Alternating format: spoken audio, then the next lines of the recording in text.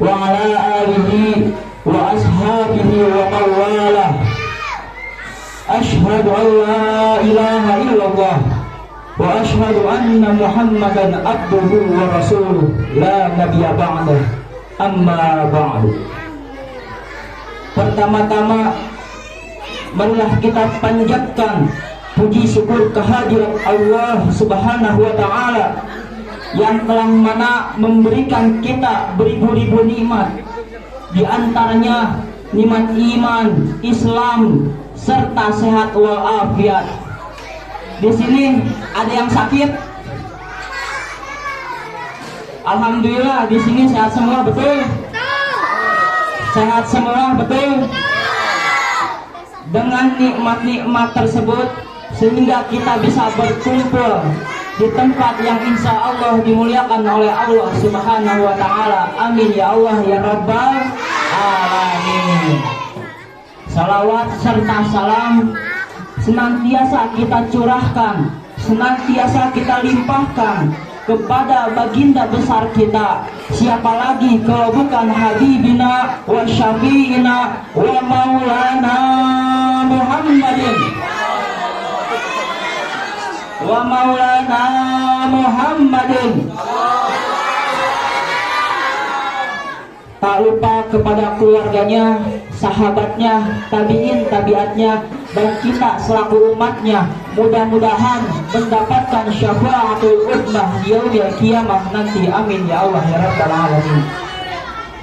Al-Mukarram wal Muhtaram yang saya hormati kepala sekolah yakni Dr. Andos yang dimulyani, barakallahu fi umrihi, amin. Barakallahu fi rizqihi, amin. Barakallahu fi tuli hayatihi, amin. Dan yang saya hormati para dewan-dewan guru dan Cihidung 09 yang tak bisa saya sebutkan satu persatu, namun tak mengurangi rasa hormat saya kepada beliau. Dan yang saya banggakan dan yang saya cintai, para adik-adik kelas dan teman-teman saya yang hadir di sini. Semoga Allah selalu memberkahi hidupnya. Amin ya Allah ya Rabbal alamin. Sebelumnya kita di sini sedang ngapain? Kita di sini sedang memperingati Isra Mi'raj Nabi Muhammad Sallallahu Alaihi Wasallam. Sebelumnya kita tahu Nabi Muhammad itu siapa? Nabi Muhammad adalah utusan Allah. Nabi Muhammad Nabi keberapa? Nabi ke-25, Nabi yang terakhir. Kalian tahu bentuk Nabi Muhammad kayak gimana? Pernah lihat Nabi Muhammad kayak gimana? Siapa yang pernah? Amin, amin, amin. Nih kakak kasih tahu, pas lagi kakak ngaji di pondok pesantren dari tafsir, kakak dikasih tahu, diriwayatkan dari Barra bin Aziz, Nabi Muhammad itu rambutnya panjang. Panjangnya segimana? Bukan sekaki, bukan sepantat, tapi panjangnya itu segini, sepundak. Rambut Nabi Muhammad panjangnya sepundak. Bentuk rambutnya kayak gimana? Apakah keribo? Apakah keriting? Apakah lurus? Bentuknya lurus tapi bergelombang. Enggak lurus-lurus banget kayak di ikan lekboy. Enggak lurus banget. Rambutnya panjang sepundak bergelombang. Terus tingginya Nabi Muhammad itu enggak tinggi, enggak pendek, biasa-biasa aja, sedang tingginya Nabi Muhammad. Kulitnya Nabi Muhammad itu, kulitnya nih enggak hitam, enggak putih. Ibaratkan seperti kita melihat bulan purnama. Ada apa bulan purnama? Bulan purnama itu indah, bisa dipandang. Kalau kita melihat bulan purnama, indah banget di bulan purnama. Itu kulitnya Nabi Muhammad seperti bulan purnama. Matanya Nabi Muhammad indah, cantik. Terus Nabi Muhammad kalau senyum kayak gimana? Nabi Muhammad kalau senyum itu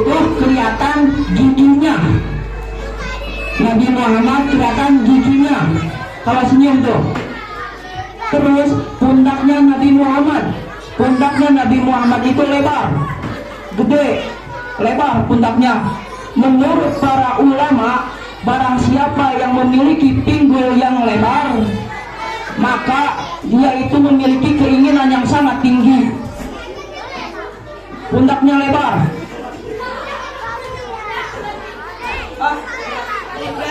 Oh, pinggul, maaf, pinggulnya. Oh, pundak, mohon maaf. Kurang konsentrasi. Maaf. Ininya lebar nih.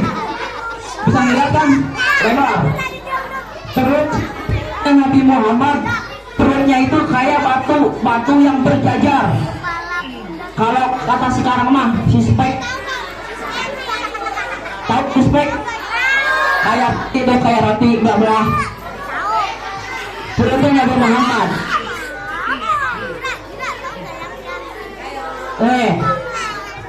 Terus ada cerita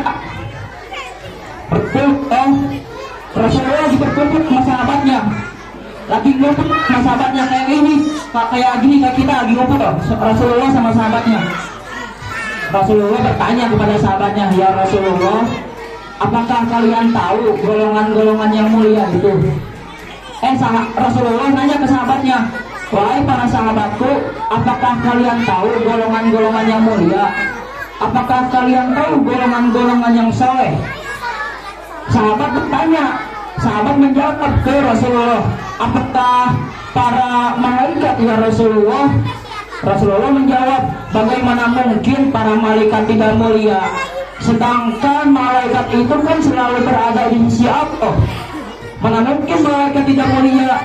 Kesehariannya aja selalu di sisi Allah. Ada lagi yang mulia, ada lagi yang soleh. Sahabat menjawab, apakah para nabi dan rasulnya ya Rasulullah? Bagaimana mungkin nabi dan rasulnya tidak mulia, tidak soleh? Sedangkan Allah aja nurunin wahyu itu kan ke nabi dan rasulnya. Bagaimana mungkin nabi dan rasulnya tidak mulia? Ada lagi yang mulia. Apakah kami ya Rasulullah? Apakah kami sahabat engkau ya Rasulullah yang mulia itu? Bagaimana mungkin kalian para sahabatku tidak mulia? Sedangkan saya ini selalu berada di tengah-tengah kalian. Bagaimana mungkin kalian tidak mulia? Ada lagi yang mulia. Sahabat menjawab, hanya engkau ya Rasulullah dan Allahnya yang maha mengetahui. Seketika Nabi Muhammad menundukkan kepalanya. Tiba-tiba dari kelopak mata beliau mengeluarkan air mata. Nabi Muhammad menangis tuh, mengeluarkan air mata sampai membasahi jenggotnya tuh. Nabi Muhammad menunduk, kemudian Nabi Muhammad menangis. Kemudian Nabi Muhammad berkata, golongan yang mulia ini, golongan yang soleh ini adalah golongan-golongan yang adanya nanti di akhir zaman. Mereka umat yang tidak pernah mereka adalah umat yang aku cintai, mereka adalah umat yang aku rindukan, mereka adalah umat yang aku cintai, umat yang dirindukan. Meskipun mereka tidak pernah mendengar langsung kata-kataku, meskipun mereka tidak pernah duduk langsung bersamaku, meskipun mereka tidak pernah langsung bertemu denganku, akan tetapi mereka beriman kepadaku. Menurut hadis, iman yaroni aman nabi summa tuba liman lam yaroni wa aman nabi. Kata Nabi apa? Sungguh beruntung orang yang pernah melihatku kemudian mereka beriman kepadaku. Siapa yang pernah bertemu dengan Nabi kemudian beriman? Yaitu sahabatnya Nabi mendapatkan satu keberuntungan. Tapi ada lagi summa tuba, 3 kali keberuntungan, 3 kali kemuliaan, 3 kali kesolehan bagi seseorang yang tidak pernah melihatku akan tetapi mereka beriman kepadaku. Siapa Siapa yang tidak pernah melihat Nabi akan tetapi beriman kepada Nabi, kita umatnya Nabi Muhammad Sallallahu Alaihi Wasallam wa barik alaih. Kita tidak pernah melihat Nabi akan tetapi kita beriman kepada Nabi. Sungguh beruntung, 3 kali keberuntungan kata Nabi. Beruntungnya lebih banyak daripada umatnya Nabi. Sahabat Nabi mendapatkan satu keberuntungan, sedangkan kita umatnya yang tidak pernah sama sekali melihat wajah Nabi, tidak pernah duduk langsung bersama Nabi, akan tetapi kita mendapatkan 3 kemuliaan. Laqad ja'akum rasul anfusikum azizun 'alaihi ma anittum.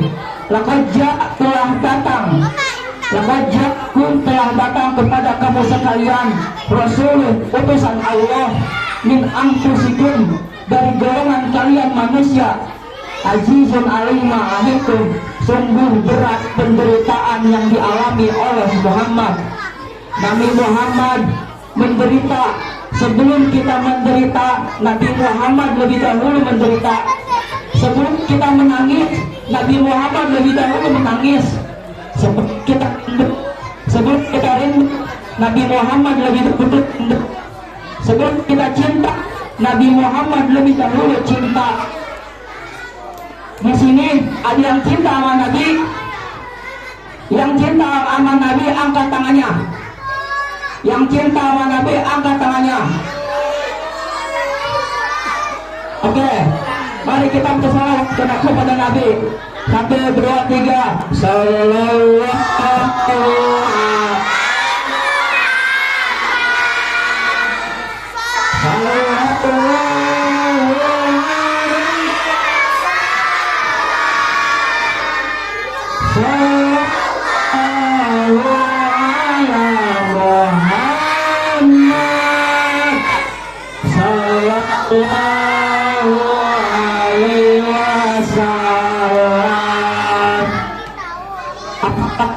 Apakah salawat kita akan sampai ke Rasulullah? Apakah salawat kita akan sampai ke Rasulullah? Ada yang bertanya, kaifa salatakum marudatun alayya? Kata Nabi, salawat kamu sekalian itu, salawat kita itu akan dibawa ke makamku. Di mana makamnya Nabi Muhammad? Di Masjid Nabawi. Kaifa marudatun alayya? Kaifa salatakum marudatun alaika wa qad arinta? Bagaimana mungkin salawat kita itu bakal sampai ke makamnya Nabi, padahal kan Nabi Muhammad sudah meninggal. Allah berfirman di hadis qudsi, innallaha harramal ajsadal anbiya, innallaha harramal ardo ajsadal anbiya. Sesungguhnya Allah mengharamkan tanah atau bumi memakan jasad-jasadnya para nabi. Jadi jasadnya para nabi itu tidak dimakan oleh bumi. Jasadnya para nabi masih utuh sampai sekarang. Makanya salawat kita, tadi kita salawat 2 kali. Salawat kita dari SDN Cihideng Ilir 05 bakal dibawa oleh malaikat sampai ke Masjid Nabawi. Amin ya Allah ya Rabbal alamin.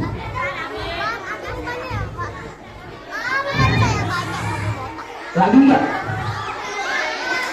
Lagi enggak? Lagi. Kita itu adalah umat yang dicintai oleh Rasulullah, yang dirindukan oleh Rasulullah. Bahkan ketika Nabi Muhammad menjelang mautnya, menjelang kematiannya, Nabi Muhammad ingat ke kita, ingat ke umatnya, bukan ingat ke istrinya, bukan ingat ke anaknya, bukan ingat ke sahabatnya, akan tetapi yang diingat oleh Nabi adalah kita, umatnya Rasulullah Sallallahu Alaihi Wasallam. Langsung aja dicerita nih. Ketika Nabi Muhammad menjelang sakaratul maut, ada malaikat Israel. Malaikat Israel datang ke rumahnya Nabi Muhammad. Tok tok tok. Assalamualaikum. Nabi Muhammad udah tahu itu malaikat Israel. Waalaikumsalam, masuk katanya. Malaikat Israel masuk ke rumahnya Nabi Muhammad. Nabi Muhammad tak tahu bahwa Nabi Muhammad akan sakaratul maut, akan mengalami kematian. Malaikat Israel diutus oleh Allah untuk menyampaikan dua pesan ke Nabi Muhammad SAW. Malaikat Israel bertanya ke Nabi Muhammad, ya Rasulullah, aku diutus oleh Allah untuk mengirimkan dua pesan kepadamu. Dua pesan itu, pertama, ya Rasulullah, al-baqa fid dunya al-rafiqul a'la. Ya Rasulullah, apakah engkau ingin kekal di dunia atau bertemu dengan Allah, yaitu kematian? Kata malaikat Israel, ingin kekal di dunia apa meninggal? Gitu kalau kata bahasa kita mah. Rasulullah lebih memilih meninggal dan bertemu dengan Allah. Kemudian malaikat Israel mencabut nyawanya Nabi Muhammad. Ketika dicabut dari ujung jempol, Nabi Muhammad teriak tuh pas ketika dicabut oleh malaikat Israel. Sakit katanya, sungguh sakit ini, sungguh sakit seperti tahun itu.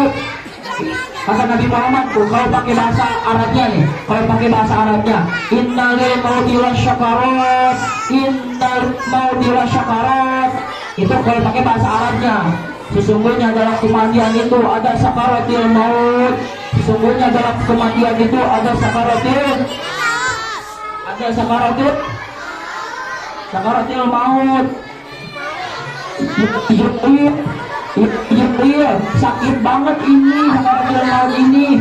Sakit banget ketika mau meninggal, kata Nabi Muhammad. Ya Israel, apakah sudah diringankan ini cabut nyawaku? Kata malaikat Israel, sesungguhnya aku telah meringankan 70 kali lipat untuk mencabut nyawamu. Nabi Muhammad kaget, 70 kali lipat sudah diringankan, bagaimana dengan umatku nanti? Ya Israel, bagaimana engkau mencabut umatku? Kata malaikat Israel, umatmu adalah umat biasa, bukan sepertimu kekasihnya Allah. Maka aku mencabutnya seperti biasa aja, tidak diringankan. Nabi Muhammad semakin menangis. Kemudian Nabi Muhammad berdoa, Allahumma khafif ala ummati sakaratil maut takil alayya. Ya Allah, ringankanlah, ya Allah, ringankanlah, gampangkanlah atas umatku menghadapi sakaratil maut, dan berikanlah kepadaku semuanya. Wasakil alayya, berikanlah semuanya kepadaku. Sungguh luar biasa kasih sayang Nabi Muhammad kepada kita. Sungguh luar biasa cintanya kepada kita. Meskipun kita belum pernah melihat Nabi, meskipun kita semua belum pernah duduk langsung bersama Nabi, akan tetapi cintanya Nabi Muhammad, kasih sayangnya Nabi Muhammad sungguh luar biasa kepada umatnya. Bahkan ketika di tanah Taif, cerita di tanah Taif, Nabi Muhammad sedang ingin hijrah atau dakwah ke tanah Taif. Apa yang disambut oleh penduduk Taif? Yang disambut oleh penduduk Taif itu bukan dengan makanan, bukan dengan kehormatan, bukan dengan kemuliaan. Nabi Muhammad disambut oleh penduduk Taif dengan batu-batu kerikil. Nabi Muhammad dilempar batu oleh penduduk Taif. Salah satu batu itu mengenai dahinya. Salah satu batu mengenai dahinya Nabi Muhammad SAW. Nabi Muhammad berdarah gara-gara dilempar batu. Dahi Nabi Muhammad berdarah. Ketika di tanah Taif, Nabi Muhammad ditemani oleh sahabatnya, yakni Utsman bin Affan. Nabi Muhammad berdarah, kemudian Nabi Muhammad ditampung darahnya oleh Nabi Muhammad. Ditampung darahnya. Nabi Muhammad terkena batu, dilempar oleh penduduk Taif. Berdarah tuh, muncul, darahnya muncul. Ditampung oleh Nabi Muhammad, ditahan darahnya di tangan tuh, supaya darahnya itu tidak terkena tanah Taif. Sahabat Utsman bin Affan bingung, ya Nabi Muhammad, kenapa kau tampung darahmu?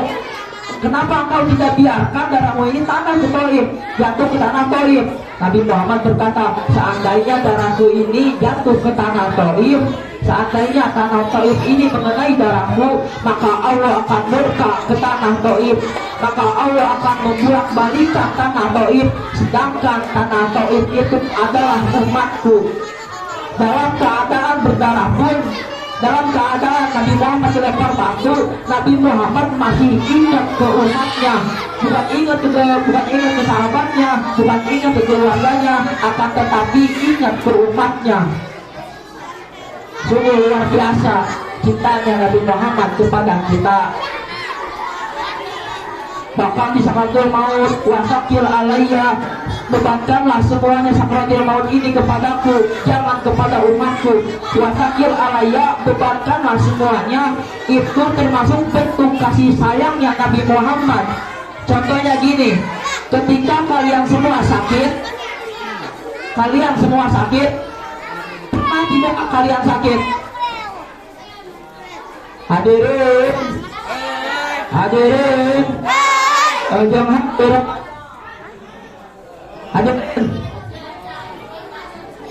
Oke, wasakil alayya, bukanlah semuanya kepadaku. Maksud di sini itu adalah kasih sayangnya Nabi Muhammad. Contohnya begini, ketika kalian sakit nih, sakitnya lama, berminggu-minggu, berbulan-bulan, ibu kalian pasti menangis tuh ibu kalian. Nah, ibu kalian berkata kepada kalian, nah, kenapa kamu gak sembuh-sembuh? Seandainya kalau bisa sakit ini, pindahkan saja kepada ibu, pindahkan saja kepada ibu sakit ini. Nah, pindahkanlah kepada ibu, itu adalah bentuk kasih sayang dan cinta kepada ibu. Kalian cinta gak sama ibu? Jawab. Kalian cinta gak sama ibu? Cinta gak sama ibu? Sayang gak sama ibu? Sayang gak? Betul. Sekali lagi, sayang gak sama ibu?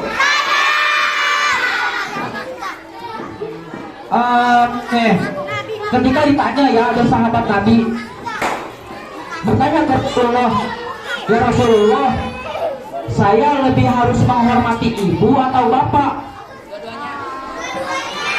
Nabi Muhammad menjawab dengan simpel, ibu. Yang harus kamu hormati adalah ibu. Kemudian siapa lagi ya Rasulullah? Ibu. Dua kali. Dan ditanya lagi, siapa lagi ya Rasulullah? Ibu. 3 kali. Kemudian ditanya lagi, kemudian siapa lagi ya Rasulullah? Baru bapakmu. Ibu. 3 kali ibu. Ibu kata Nabi Muhammad. Yang harus kita lebih dahulu hormati adalah ibu. Yang harus kita lebih sayangi adalah ibu. Yang harus kita lebih cintai adalah ibu. Al-jannatu tahta aqdamil ummahati. Sesungguhnya surga itu berada di tanah di kaki telapak ibu. Tapi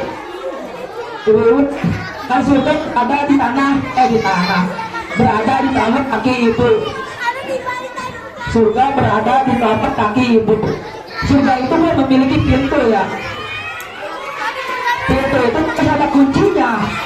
harus ada kuncinya. Emang ibu bisa masuk surga lewat kaki? Dan bisa masuk surga lewat kaki. Masuk surga ada pintunya. Nah, pintunya itu harus ada kuncinya. Kuncinya di mana? Di suami. Kalau ibu pengen dapetin surga, berarti harus ke suami kuncinya. Harus sayang sama suami, cinta sama suami. Pokoknya ridhonya seorang ibu itu bukan di orang tua, tetapi di suami. Suami yang tanggung jawab. Nah, kemudian apakah kita bisa membalas jasanya ibu?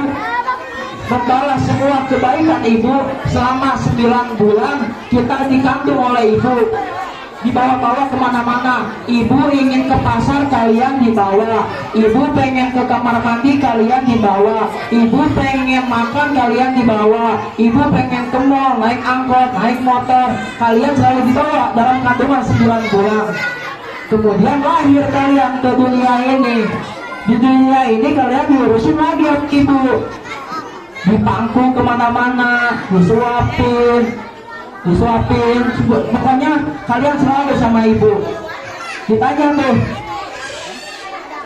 ya Rasulullah, kata sahabatnya, ya Rasulullah, apakah saya bisa membalas jasa ibu? Kata Rasulullah, kalian itu sahabat tidak bakal bisa membalas jasanya ibu. Jasanya ibu itu gak bakal bisa dibalas. Ada cerita Uwais Al-Qarni. Uwais Al-Qarni itu sahabatnya Nabi.